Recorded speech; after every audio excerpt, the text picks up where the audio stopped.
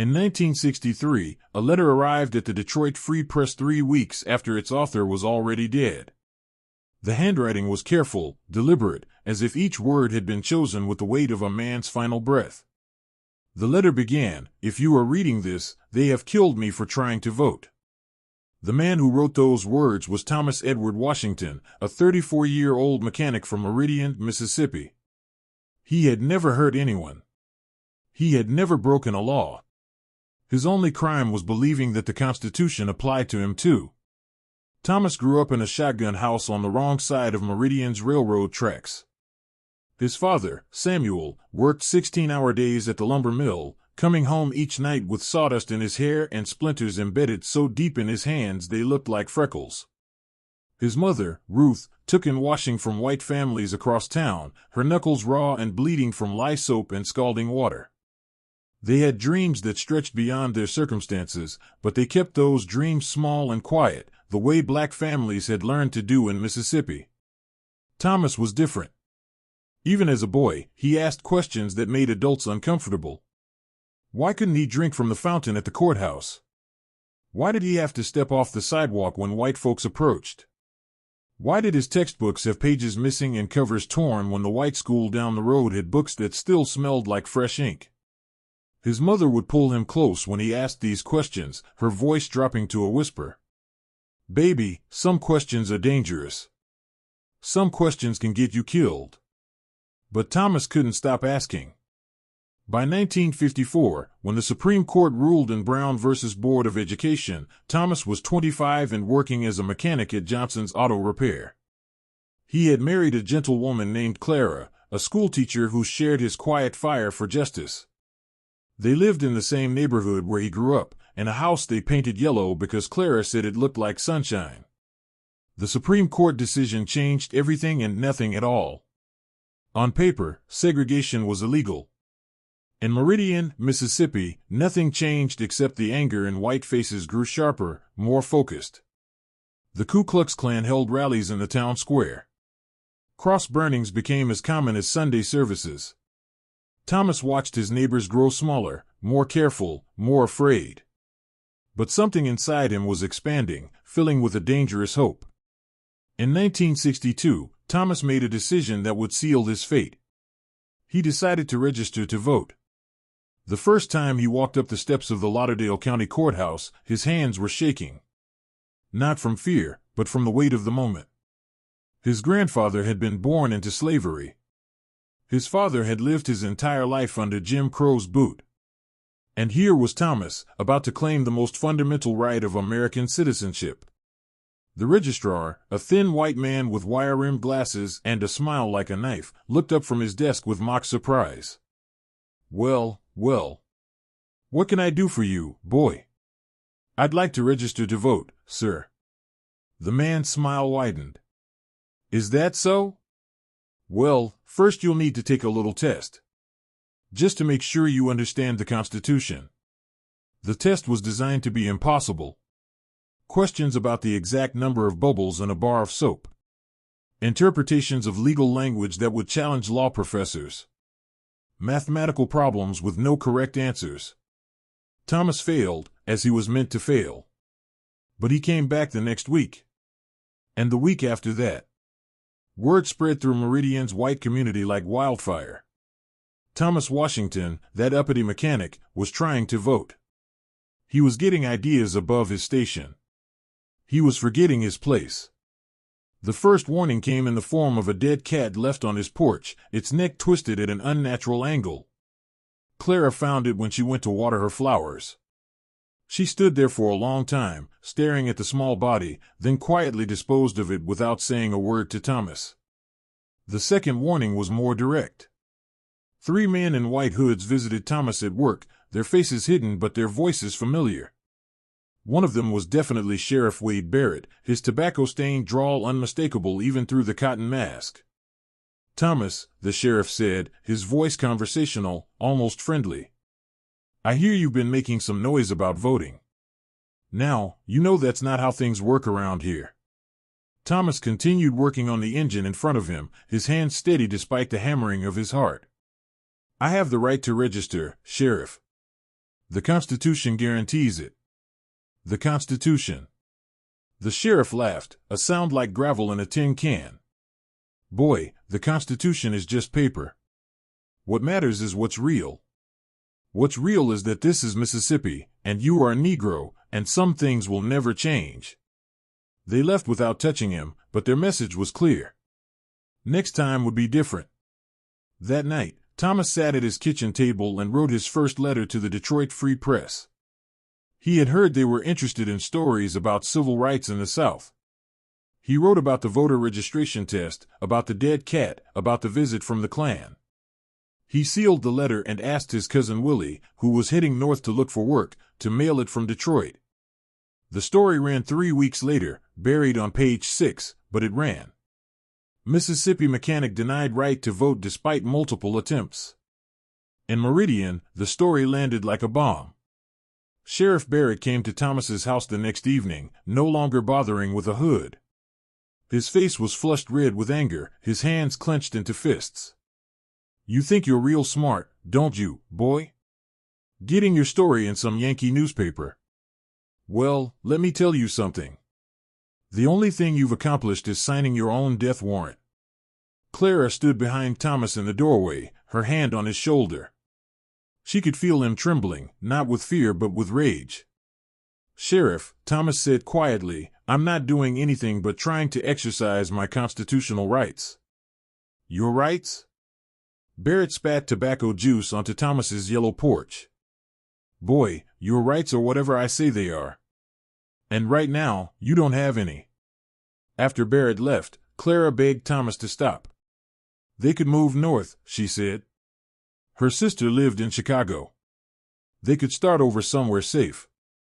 But Thomas had gone too far to turn back now. He had tasted something dangerous, the possibility of dignity. The possibility of being treated like a full human being. It was intoxicating and terrifying and completely addictive. He continued trying to register. Week after week, he climbed those courthouse steps, endured the impossible tests, and was turned away. Each rejection was a small death, but each attempt was a small resurrection. The harassment escalated. Someone threw rocks through the windows of his house.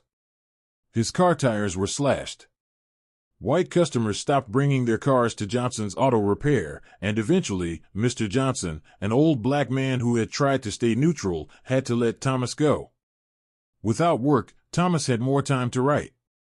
He documented everything, every failed registration attempt, every act of intimidation, every small injustice. He wrote about the separate and unequal schools, about the hospital that turned away black patients, about the cemetery that was divided by race even in death. The Detroit Free Press began running his letters regularly. Other newspapers picked up his stories. Thomas Washington became a symbol of black resistance in Mississippi, a man who refused to bow down even when the whole world was trying to break him. But fame, even limited fame, was dangerous for a black man in 1963 Mississippi. On a humid Tuesday evening in July, Thomas sat at his kitchen table writing what he didn't know would be his final letter. Clara was at her sister's house in Jackson, trying to convince her to move back to Meridian to help them. The house felt empty without her voice, without her gentle presence softening the sharp edges of his anger. He wrote about hope. About the children who would grow up in a better world because of the sacrifices being made today. About the America that could be, if enough people were willing to fight for it. I may not live to see the changes coming, he wrote. But I can feel them in the air like lightning before a storm. Freedom is coming to Mississippi. It may cost everything we have, but it's coming. He signed the letter, sealed it in an envelope, and placed it in his jacket pocket. Tomorrow, he would ask his neighbor to mail it from Memphis. He never got the chance. At 2:17 a.m., Thomas woke to the smell of gasoline and the sound of voices outside his house. Through his bedroom window, he could see the shapes of men moving in his yard, their faces painted with shadow and malice. He thought about running. The back door led to a field that stretched for miles. He could disappear into the darkness, survive to fight another day. But this was his house. His yellow house that Clara had chosen because it looked like sunshine. These were his flowers, his porch, his small piece of America. He would not run. Thomas walked to his front door and opened it. 7 men stood in his yard, some carrying torches, others holding rifles. Sheriff Barrett stood in the center, his badge glinting in the firelight. "Thomas Washington," Barrett called out, his voice carrying across the still night air. "You have been found guilty of disturbing the peace, of agitating against the natural order, and of forgetting your place. The sentence is death." "I haven't been tried by any court," Thomas said, his voice steady despite the terror crawling up his spine. "Boy," Barrett laughed, "we are the court. We are the judge and the jury. And tonight, we are your executioners." They gave him 30 seconds to pray. Thomas closed his eyes and thought about Clara, about the children they had planned to have, about the yellow house and the flowers she had planted. He thought about his parents, who had lived their entire lives in fear, and about the grandchildren he would never meet who might live in freedom. He thought about the letter in his jacket pocket, the words that would outlive him. When he opened his eyes, he looked directly at Sheriff Barrett. "I forgive you," he said. Those were his last words. They shot him 7 times, once for each man present. Then they burned his house to the ground, watching the yellow walls blacken and curl like dying flowers. The official report stated that Thomas Washington died in an accidental house fire. No investigation was conducted. No arrests were made. The case was closed before it was ever opened. But Thomas had been right about one thing. His words did outlive him. 3 weeks later, his final letter arrived at the Detroit Free Press. The editor, a man named Robert Hayes, read it with tears streaming down his face. He ran the story on the front page, along with a photograph of Thomas standing in front of his yellow house, his arm around Clara, both of them smiling at a future they believed was possible. The story sparked outrage across the nation. Reporters descended on Meridian.